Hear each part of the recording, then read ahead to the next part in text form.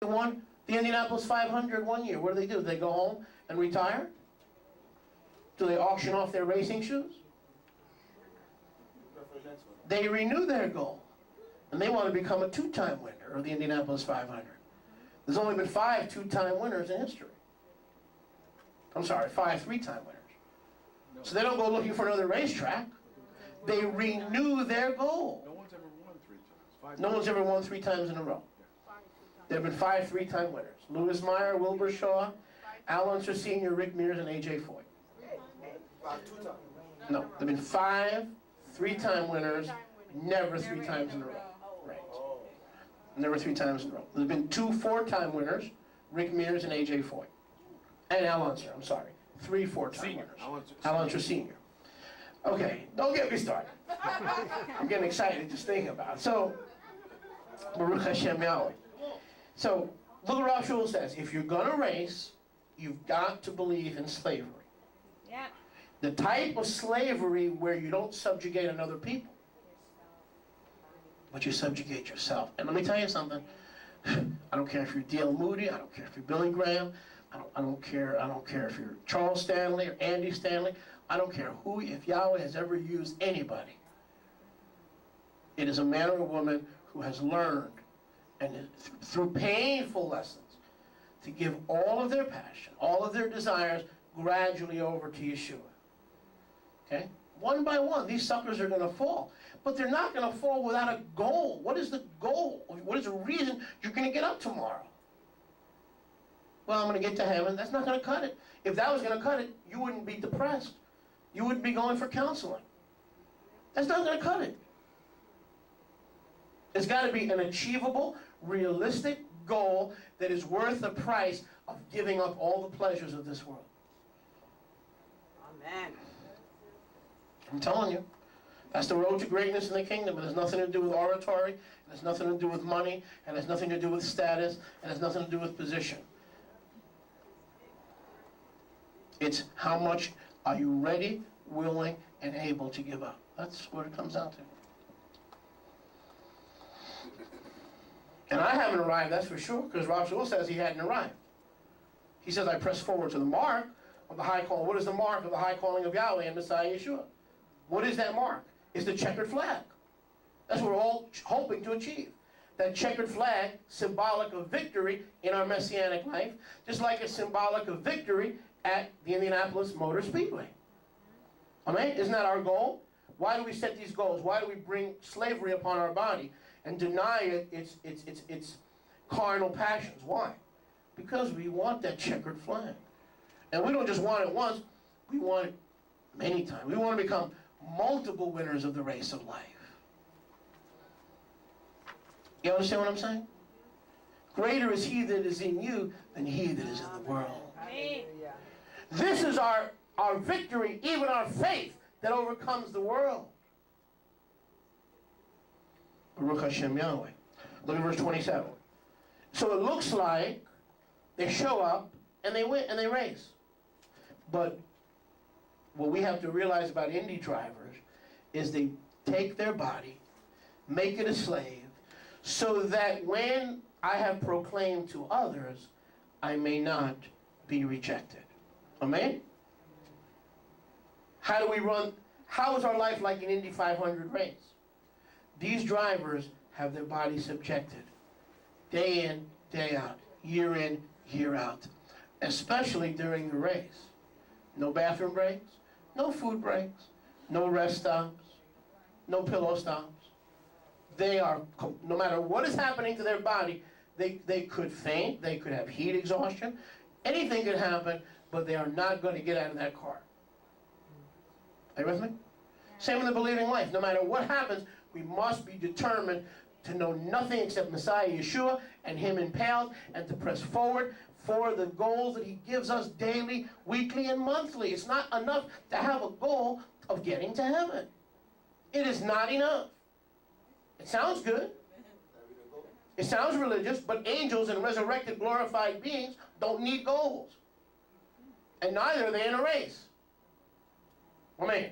When does an Indianapolis driver start planning on winning the Indy 500? The day he loses the Indy 500. Is anyone with me? Yes. Because for the Indy 500 driver, that is the Kentucky Derby, the Super Bowl, the Belmont Stakes, the Daytona 500, all wrapped up into one. It is Christmas in the world's eyes for a driver. Amen? So we beat our body into subjection. How do we do that? Good question. Go to Romans 6. Is anyone enjoying? Yes. Come on. Romans chapter 6. Speedway Guidelines. I'm going to finish it today, so don't worry. Speedway Guidelines. I'm going to bring my body into subjection so that we can finish it today. Romans 6:6. I'll bring my tongue into subjection. Baruch Hashem Yahweh. You understand what I'm saying? Yep. If I bring my tongue into subjection, we have a better shot of finishing it today. Yeah. Romans 6:6. Knowing this, that our old man was impaled with him, so that the body of sin might be rendered powerless to serve sin no longer. For he who has died has been made right from sin. And so look at verse 6. If our old man has been crucified with him, it is so that the body of sin might have no power. Make sense? We are crucified with Messiah. We deny ourselves like Messiah denied himself. Right? So that we can bring our body to it has no power, and it does the goals and the will and the aspirations that Yahweh has put into our hearts. Because if your body takes over, all those goals and aspirations and dreams that Yahweh gives you are going to fade into oblivion. Does this make sense? In order for those goals to become realistic in your life, you're going to have to run the race like Rav Shaul ran the race. You're going to have to declare slavery over your body. Your body wants to overeat, I'm not going to let it. I've got a goal. I have to be mobile. I have to travel. I have to be able to get around. Make sense? You got to declare slavery over your body, and that's the reason we are in the race, so that our body is powerless to serve sin, rather it can serve the one who's giving us these goals and these aspirations. Make sense? Amen. Don't you want to serve the goals Yahweh has given you? Don't you want to serve the aspirations? You know, because they're from Him.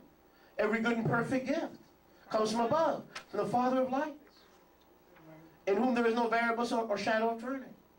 So every driver has dreamed since they were a little child to drink the emblematic swig of milk, symbolic of victory, in the Indianapolis 500.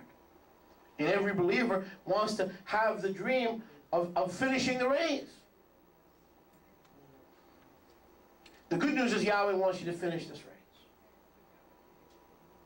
Because through a successive achievement of goals and aspirations and divine impartations, we are able to cross the finish line. And when we get to the finish line, we see the checkered flag, don't we? And who do you think is waving the checkered flag? The chief steward of the race.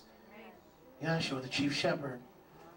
But rather than get the Borg Warner trophy like the Indy 500 winner and the swig of milk on Channel 10 at 11 o'clock tomorrow, we get to hear the words that we live for, that we were born again for, that we breathe for, that we bring our body into slavery for, that we imprison our passions to be released into His service. Well done. Medium rare. And when He waves that checkered flag, like the Indy 500 winner, we hear those words, "Well done, Well done. good and faithful servant." Amen.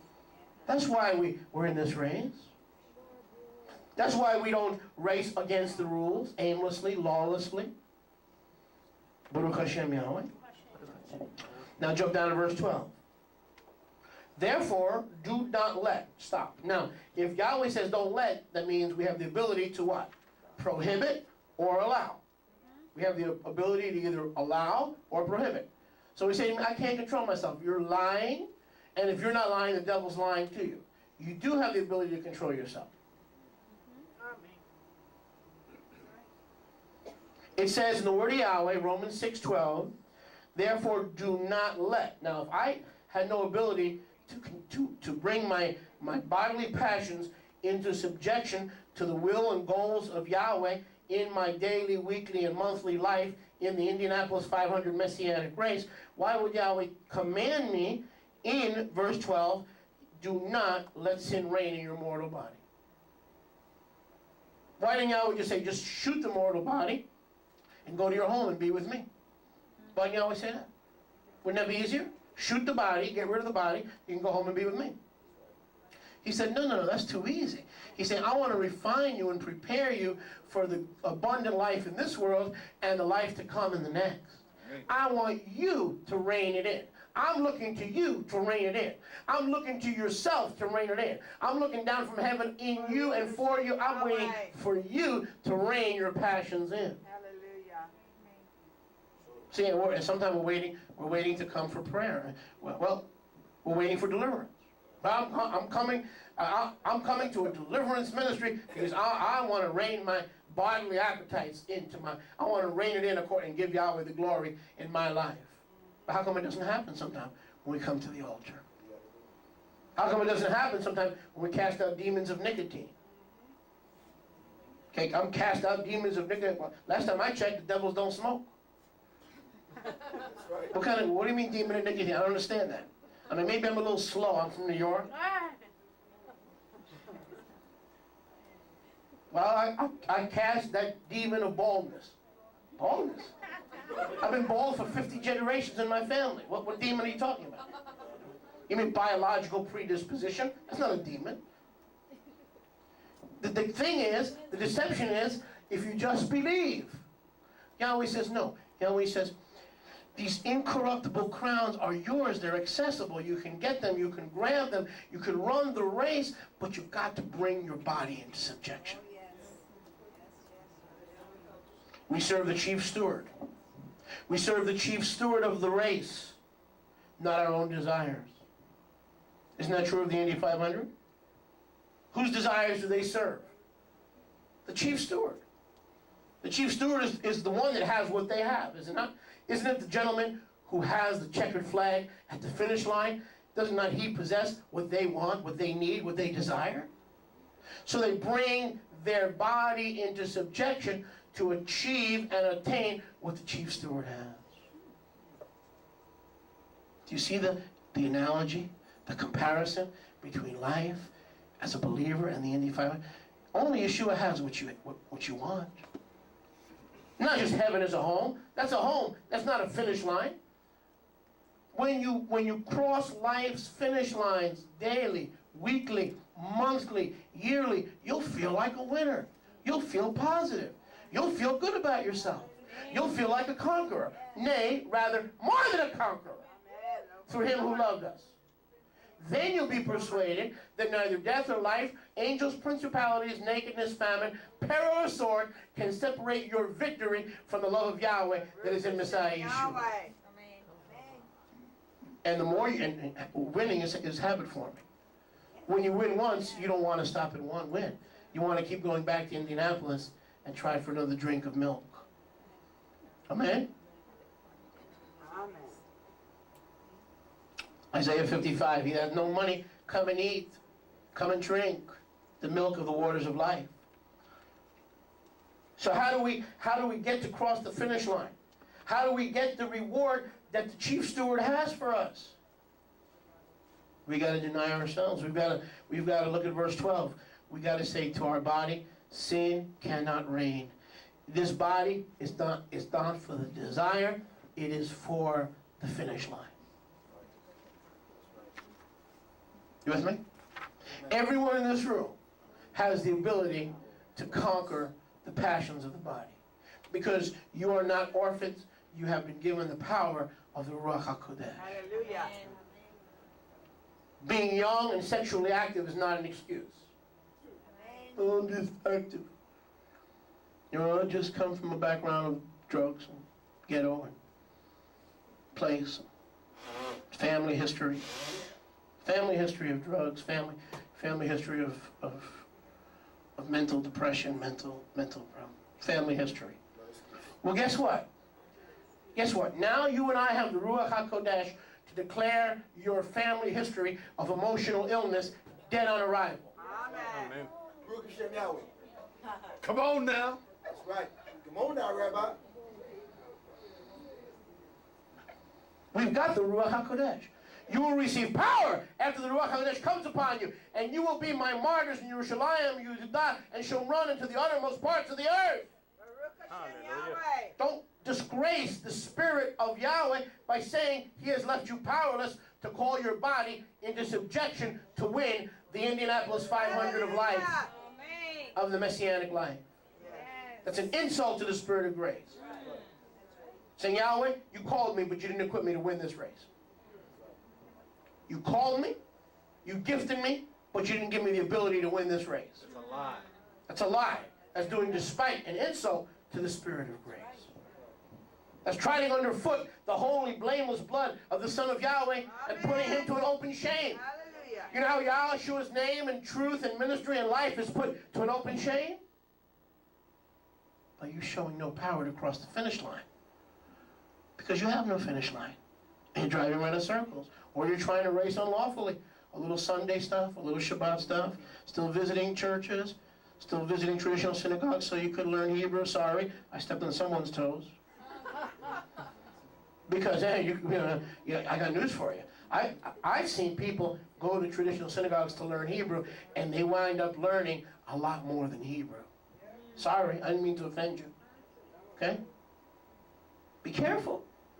We have the Ruach HaKodesh, and we have the power. We have the power to bring, Yahweh is in favor of slavery. But the kind of slavery where you can talk to your body and say, I've got the Ruach HaKodesh, Father, activate the Ruach HaKodesh in this vessel so that I don't succumb to the things that will stop me or black flag me from crossing the finish line in the race of life. Are you learning about life today? Hallelujah. Are you learning about racing today? Baruch Hashem Yahweh. Run to that race. I'm hoping somebody's going to watch the Indy 500.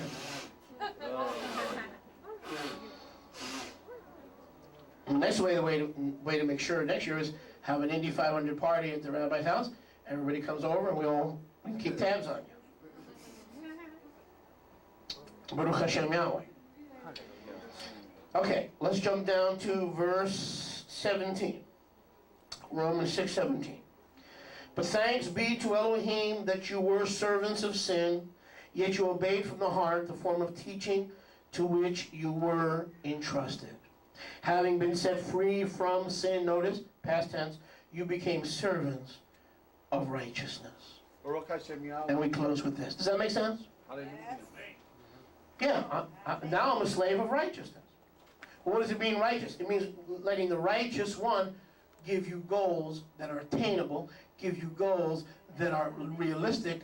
I'll give a perfect example. I had a young man in this congregation, several, come to me for circumcision. That was running a race, crossing a finish line, and subjecting their body, racing legally, doing all those things that Yahweh said we can do. Does that make sense? Even a little act of obedience like circumcision, that is crossing a finish line. Or how about if Yahweh says to you, son, I want you to get mikvah every day. I want you to take, daughter, I want you to take a daily mikvah because you'll receive purity and power, and symbolically you'll know, you in your psyche, in your heart, you know that you need to be close to me, but I know you in your psyche, and I know that you need an outward manifestation of being close to me. So I'm going to put it on your heart, my daughter, to get mikvah every day. If you have to go to the beach or swimming pool, whatever, you go ahead and mikvah yourself every day. And then you walk in that obedience for a year, and man, you've crossed the finish line, haven't you? And you brought your body into subjection, haven't you? And you're running according to the rules, haven't you? And you're not running around in circles because you say, now it's 20 straight days when I've mikvahed myself, and I haven't sinned in that familiar sin any of those 20 days. Interesting. Baruch Hashem Yahweh. And the fifth and final similarity can be found in Matthew 24. Turn with me, please, to Matthew 24. Matthew 24. Learn these lessons from the Indianapolis 500. Learn them. And you'll be able to achieve victory. Baruch Hashem Yahweh. One of the perils of racing at the world's most dangerous racetrack is the real possibility of death, someone dying. You know, people at the Indianapolis Motor Speedway have been killed chasing that dream, chasing that prize, chasing that goal. Interestingly enough, the last person that was killed in the race, I believe, was 1973, Swede Savage. So it's actually been 30 years since a driver was killed in the race. Now, other drivers have been killed during practice and qualifications. But regardless, death is always a possibility. Amen? When an Indy driver gets in the race car, he knows it could be his last race. It could be his last attempt at victory, but it could also be his last race. But brothers and sisters, as Israel, listen, until you and I are ready to have the, not just bringing our body into subjection, use another tape, Bruno. Not only bringing our body into subjection and mastering our passions, but until we are ready to die, we're not ready to race. There's not one of those 33 drivers that is ready to race. Part of bringing their body into slavery and subjection, part of being fit, is a willingness to die for their goal, a willingness to die for their cause. And in the Messianic life, a willingness to die for Yahweh's set-apart name, a willingness to die for the restoration and regathering of both houses of Israel, a willingness to die to see Ephraim leave the false systems and come to the truth of Mount Sinai. A willingness to die, to be ridiculed, to be laughed at, lampooned, lambasted. It doesn't matter.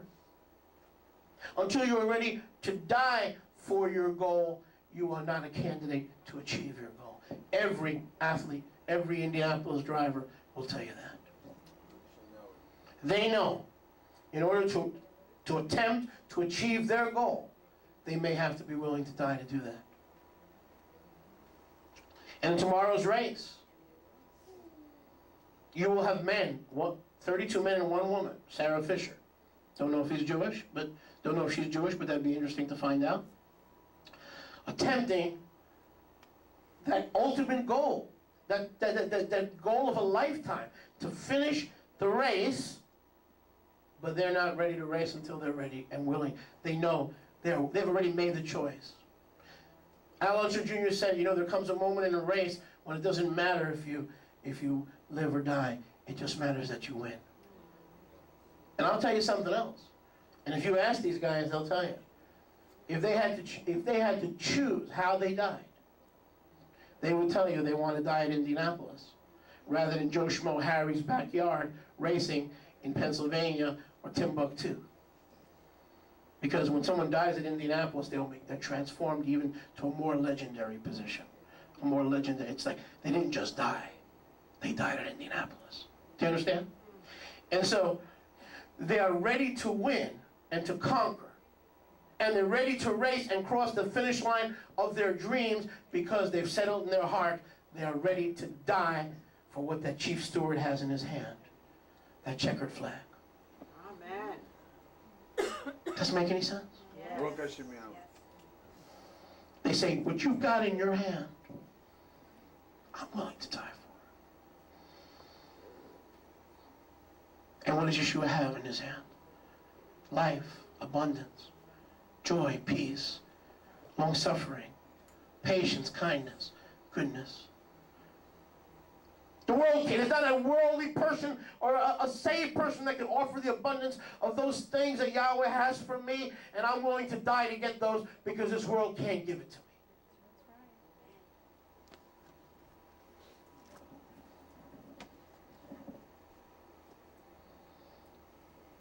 Matthew 24:13. I'm sorry. Matthew 16 first. Matthew 16.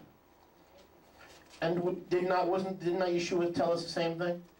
Before we enter the race, before we go. And I'm talking about living for Yeshua. I'm not talking about dying, going to heaven, and going to be in your heavenly home. That's a guarantee because of what Yeshua did. I'm talking about winning in the race of messianic life, faith, walk. Get some goals, get some aspirations, dream, have a vision. The dream is not just I want to see my grandkids grow up. I'm going to help my grandkids preach the good news. I'm going to teach them and train them and walk with them and deposit in them the things of eternal life. I am going to be the mentor of my son or my grandson as Yahweh raises them up to be. I'm going to take an active part. That's my goal today. That's my goal next week. We need goals. We're running aimlessly around the Indianapolis Motor Speedway without a finish line and without any sense of direction.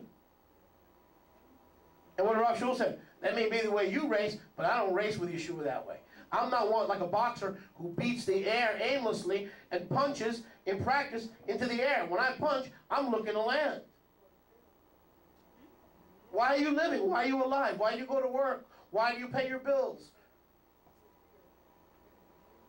Because you want to land a knockout punch for Yeshua.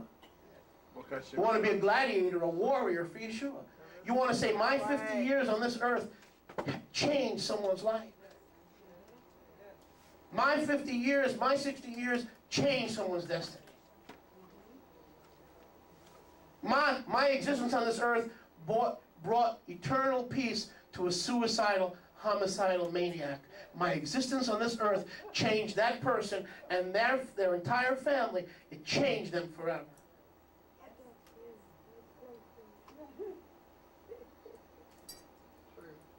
My life was worth something. That's why Yahweh wants us setting goals, having a finish line every day that we could look at, stare at, and strive to. Baruch Hashem Yahweh. Verse 24. But you can't really race until you're ready to die for the prize. That's true in Indianapolis, because if those guys aren't ready to die, they may be in for a rude awakening. They may wake up dead. I don't know how that sounds, but they may wake up dead.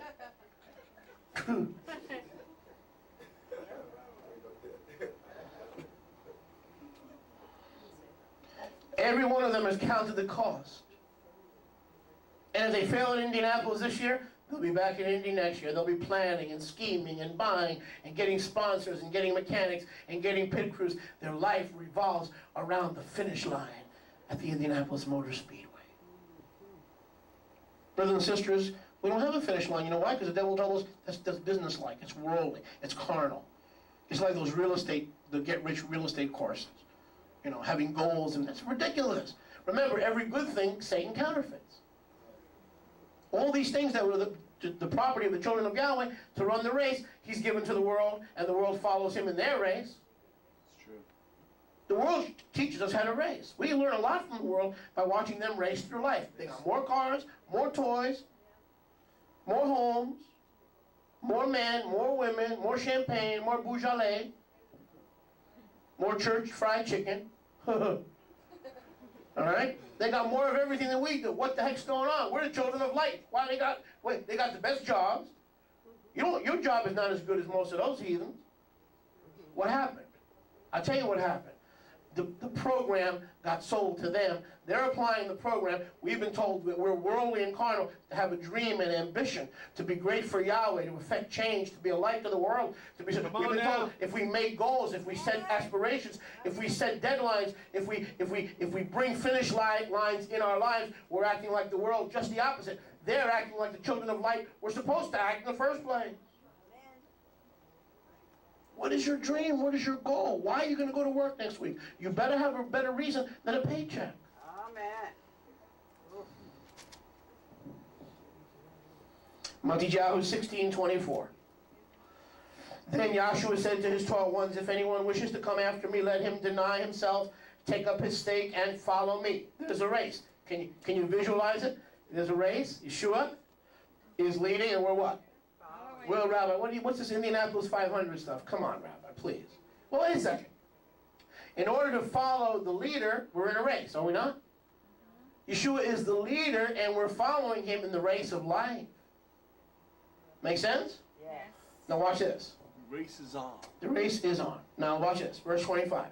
For whoever wishes to save his life shall lose it.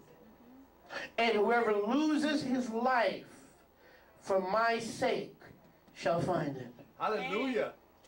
Baruch Hashem Yahweh. Can we talk? Yes. Like the Indianapolis 500, the average sick-in-the-head racing fan. See, I'm a racing fan. I like to see active, exciting, wheel-to-wheel competition. But not all people are like that. It's the wheel world. Some racing fans want to see people crash and get killed.